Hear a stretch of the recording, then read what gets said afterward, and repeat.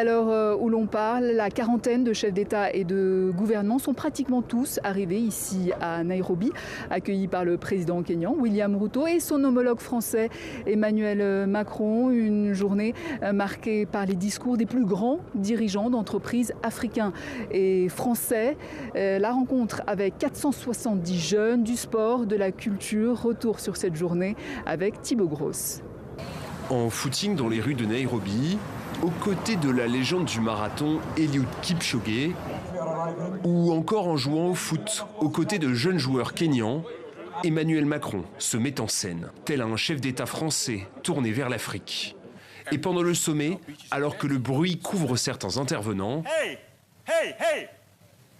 c'est un manque total de respect. Si vous voulez rester ici, on écoute les gens et tout le monde joue le jeu. Un ton professoral, mais Emmanuel Macron l'assure. Ce sommet n'a rien à voir avec les anciennes grandes messes franco-africaines. Le dirigeant est ici pour annoncer 23 milliards d'euros d'investissement, dont 14 milliards directement issus de la France.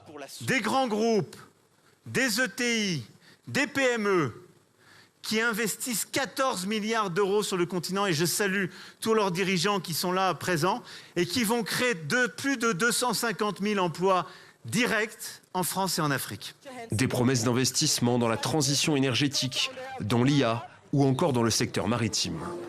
Des annonces accueillies positivement à ce sommet qui réunit une trentaine de chefs d'État africains et plus de 2000 investisseurs et chefs d'entreprise. William Ruto, le président du Kenya, salue le rapprochement de la France avec l'Afrique anglophone. Nous avons des jeunes dotés de compétences. Nous disposons d'infrastructures adéquates en matière de connectivité Internet et d'une population très entreprenante. L'avenir est numérique et l'intelligence artificielle en sera le pilier.